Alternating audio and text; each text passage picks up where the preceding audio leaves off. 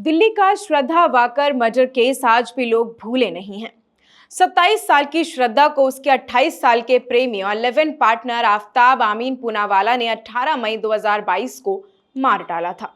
इसके बाद उसने श्रद्धा की लाश को ठिकाने लगाने का जो तरीका अपनाया था, उसे जानकर पुलिस ही नहीं बल्कि पूरा देश सन्न रह गया था। ठीक उसी तरह अब बेंगलुरु में कत्ल का एक और सनसनीखेज मामला सामने आया है, जिसे जानकर किसी भी आम इंसान के होश उड़ सकते हैं। बेंगलुरु का व्याली कवल इलाका 6 क्रॉस पाइपलाइन रोड पर मौजूद एक 3 मंजिला बिल्डिंग और उस इमारत के कमरे में रखा 165 लीटर मॉडल का एक सिंगल डोर फ्रीज। उसी फ्रिज में पूरे 19 दिनों तक 29 साल की महालक्ष्मी की लाश के करीब 30 से 40 टुकड़े बंद थे। 30 से 40 टुकड़े इसलिए क्योंकि कई टुकड़े तो फ्रिज के बाहर उस कमरे के फर्श पर बिखरे हुए पड़े हुए थे। खुद बेंगलुरु पुलिस को याद ही नहीं है कि उन्होंने इससे पहले कभी इतना खौफनाक या फिर दिल दहला देने वाला मंजर देखा था या फिर नहीं। शुरुआत में तो खुद पुलिस वाले इस कमरे में जाने की बजाय उल्टे पांव लौट गए थे। कमरे में टुकड़ों की शक्ल में सबूत ऐसे बिखरे पड़े थे कि बेंगलुरु की फॉरेंसिक टीम को भी उसे समेटने के लिए सरकारी अस्पताल के मेडिकल स्टाफ को बुलाना पड़ा था।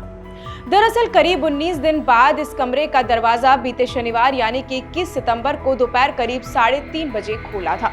उस बिल्डिंग के फर्स्ट फ्लोर पर 5 महीने पहले ही महालक्ष्मी किराएदार के तौर पर रहने आई थी। नेपाल की रहने वाली महालक्ष्मी वहां अकेली रहती थी।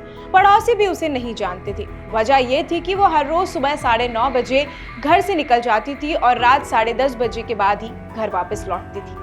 महालक्ष्मी की मां और बहन बेंगलुरु में ही रहते थे। 2 सितंबर के बाद अचानक महालक्ष्मी का फोन बंद हो गया था। उसकी मां और बहन लगातार फोन करते रहे पर बात नहीं हो पा रही थी। इस बीच 20 सितंबर को कुछ पड़ोसियों ने बिल्डिंग के मालिक को शिकायत करते हुए बताया कि बंद पड़े महालक्ष्मी के घर के अंदर से अजीब सी बदबू आ रही है। रेंट एग्रीमेंट के वक्त इमरजेंसी कॉन्टैक्ट के तौर पर महालक्ष्मी ने बेंगलुरु में ही रहने वाली अपनी मां और बहन का पता और फोन नंबर दिया था। मकान मालिक ने महालक्ष्मी की मां को फोन किया और उन्हें महालक्ष्मी के घर से आ रही बदबू के बारे में जानकारी दी। बीते 19 दिनों में वैसे ही महालक्ष्मी से मां की बात नहीं हो पा रही थी। मकान मालिक की बात सुनकर वो घबरा गई थी। महालक्ष्मी के घर की एक चाबी मां के पास रहती थी। वो फौरन चाबी लेकर अपनी दूसरी बेटी के साथ महालक्ष्मी के घर पहुंच जाती है। मकान मालिक और पड़ोसियों की मौजूदगी में घर का दरवाजा खोला गया, लेकिन दरवाजा खुलते ही अंदर से इतनी तेज बदबू आई कि सभी पीछे हट गए। कुछ देर बाद हिम्मत कर फिर से वो अंदर आई। फर्श पर हर तरफ खून के निशान थे और मांस के छोटे छोटे लोथड़े वहां पर पड़े हुए थे और खून की एक सूखी हुई लकीर कमरे में रखे फ्रिज तक भी जा रही थी। जैसे ही फ्रिज का दरवाजा खुला, एक चीख के साथ सभी लोग उल्टे पैर कमरे से बाहर की तरफ भागे। उस एक पल में उन्होंने जो कुछ फ्रिज में अंदर देखा वो दिल दहला लेने वाला था। मकान मालिक सब कुछ समझ चुका था। उसने फौरन पुलिस को फोन किया। आनन फानन में पुलिस भी मौके पर पहुंची। अब पुलिस कमरे में दाखिल हुई, लेकिन बदबू इतनी तेज थी कि उनसे रुका ही नहीं गया। पुलिस टीम भी बाहर निकल आई। फिर डबल मास्क लगाया गया। डबल मास्क पहनकर फिर से पुलिस कमरे में गई। फ्रिज का दरवाजा खोला गया। सामने सब कुछ दिख रहा था। फ्रिज के सबसे ऊपरी खाने में 2 इंसानी पैर रखे हुए थे। बीच के खाने में इंसानी जिस्म के अलग अलग हिस्से रखे हुए थे और सबसे निचले खाने में रखा हुआ था सिर, महालक्ष्मी का सिर। अब फ्रिज के बाहर पुलिस की नजर कमरे के फर्श पर पड़ी। फर्श पर नजर पड़ते ही खुद पुलिस वालों के पांव कांप गए। जमे हुए खून के साथ साथ छोटे छोटे मांस के टुकड़े इर्द गिर्द पड़े हुए थे। अब forensic science laboratory and scene of crime forensic यानी कि सोको मौके पर पहुंचाई।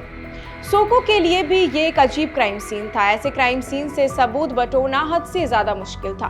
लिहाजा मदद के लिए सोको की टीम ने बोरिंग अस्पताल के मुर्दाघर के स्टाफ को बुलाया। मुर्दाघर के स्टाफ के पहुंचने के बाद फ्रिज से लेकर फर्श तक बिखरे लाशों के टुकड़ों को समेटा गया और इसे समेटने के दौरान ये अंदाजा हुआ कि लाश के टुकड़ों की तादाद 30 से 40 दरमियान थी। टुकड़ों में बटी इस लाश को अब मुर्दाघर में भेज दिया गया। लाशों के टुकड़े समेटने के बाद अब पुलिस ने कमरे की तलाशी ली। तलाशी के दौरान महालक्ष्मी के बेड पर रखा एक मोबाइल फोन मिला। ये मोबाइल महालक्ष्मी का ही था। जब मोबाइल की CDR यानी कि कॉल डिटेल्स रिकॉर्ड कर चेक किया गया तो पता चला कि इस फोन से आखिरी कॉल 2 सितंबर को किया गया था। 2 सितंबर के बाद से ना तो इस फोन पर कोई कॉल गई है या फिर कोई कॉल रिसीव नहीं हो पाई है। इसी से बेंगलुरु पुलिस ने अंदाजा लगाया कि महालक्ष्मी का कत्ल 2 से 3 सितंबर के दरमियान ही हुआ है। पर सवाल ये था कि आखिर किसी ने इतनी बेरहमी से महालक्ष्मी का कत्ल क्यों किया? आखिर किसी की उससे क्या दुश्मनी थी? वो कातिल कौन था? तो अब बेंगलुरु पुलिस के मामले की तफ्तीश शुरू हो चुकी थी। महालक्ष्मी की मां और बहन से शुरुआती पूछताछ में पता चला कि साल 2019 तक ये पूरा परिवार नेपाल में रहता था। उसी साल महालक्ष्मी की हेमंत दास नाम के एक नेपाली लड़के से शादी हुई थी। शादी के बाद दोनों रोजगार और बेहतर जिंदगी की उम्मीद के लिए नेपाल से बेंगलुरु पहुंची। बेंगलुरु में हेमंत एक मोबाइल शॉप पर काम करने लगा, जबकि महालक्ष्मी को एक नामचीन मॉल के ब्यूटी शॉप में बतौर सेल्स वुमेन टीम लीडर की नौकरी मिल गई थी। दोनों बेंगलुरु के नीला मंगला इलाके में किराए के घर पर रहने लगे थे। बाद में दोनों की एक बेटी हुई। साल 2023 तक उनकी जिंदगी में सब कुछ ठीक चल रहा था, लेकिन 2023 में हेमंत और महालक्ष्मी अलग हो गए। बेटी हेमंत दास के साथ रहती थी, जबकि महालक्ष्मी 5 महीने से व्याली क्लब इलाके में किराए के मकान में रह रही थी। वो भी अकेली थी। हर 15 दिन में या महीने में 1-2 बार वो अपनी बेटी से मिलने हेमंत के घर जाया करती थी। तफ्तीश के मुताबिक अगर बात की जाए तो हेमंत और महालक्ष्मी के बीच दूरी की वजह थी लव ट्रायंगल। हेमंत को शक था कि उत्तराखंड के रहने वाले एक हेयर ड्रेसर अशरफ और महालक्ष्मी के बीच में अफेयर चल रहा है। इसी बात को लेकर हेमंत और महालक्ष्मी के बीच काफी झगड़ा हुआ करता था। इसी झगड़े की वजह से करीब 9 महीने पहले महालक्ष्मी अपने पति हेमंत से अलग रहने लगी थी। कुछ महीने माँ और छोटी बहन के साथ रही और फिर 5 महीने पहले किराए के घर में शिफ्ट हो गई थी। पड़ोसियों के मुताबिक महालक्ष्मी आस पड़ोस में ज्यादा लोगों से घुली मिली नहीं थी। वो किसी से बात भी नहीं करती थी। रोजाना सुबह 9:30 बजे काम पर चली जाती थी और रात 10:30 बजे तक ही काम से वापस लौटती थी। पड़ोसियों ने कई बार एक अजनबी शख्स को महालक्ष्मी को घर से पिक करते हुए और ड्रॉप करते हुए जरूर देखा था, लेकिन वो शख्स कौन था कोई नहीं जानता। बेंगलुरु पुलिस के मुताबिक वो इस बात का पता लगाने की कोशिश कर रही है कि आखिर वो अजनबी है कौन। बकौल पुलिस बहुत मुमकिन है कि महालक्ष्मी का कातिल वही अजनबी हो। बेंगलुरु पुलिस के मुताबिक वो अब तक महालक्ष्मी के पति हेमंत दास और उस हेयर ड्रेसर अशरफ से लंबी पूछताछ कर चुकी है, लेकिन इन दोनों से शुरुआती पूछताछ के बाद पुलिस इस नतीजे पर पहुंची है कि महालक्ष्मी के कत्ल में इन दोनों का ही कोई हाथ नहीं है। इन दोनों के मोबाइल लोकेशंस और कॉल डिटेल रिकॉर्ड में भी 2 सितंबर से 19 सितंबर तक ऐसा कुछ नहीं मिला जिनसे इन पर शक किया जा सके। तो फिर सवाल ये है कि आखिर महालक्ष्मी का कातिल कौन है? कौन है जिसने इतनी बेदर्दी से उसका कत्ल कर दिया और लाश के टुकड़ों को फ्रिज में ठूस दिया?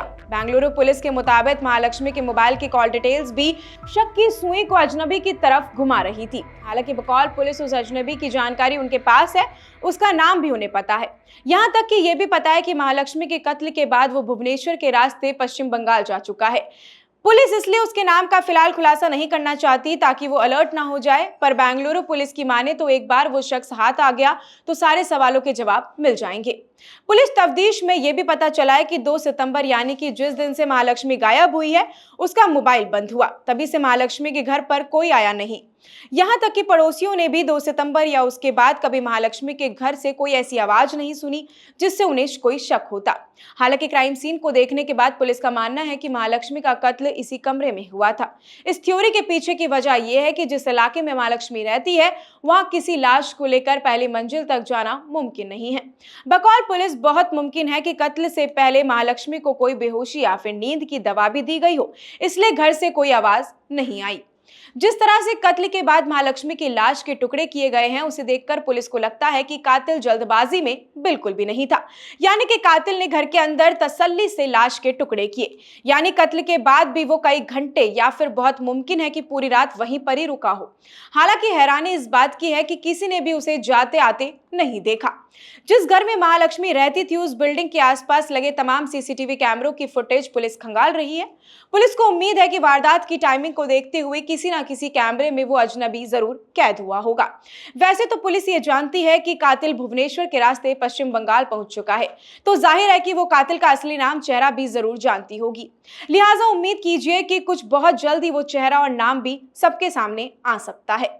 ऐसी और भी तमाम अपडेट्स और जानकारियों के लिए आप बने रहिए हमारे चैनल भारत रफ्तार के साथ। धन्यवाद।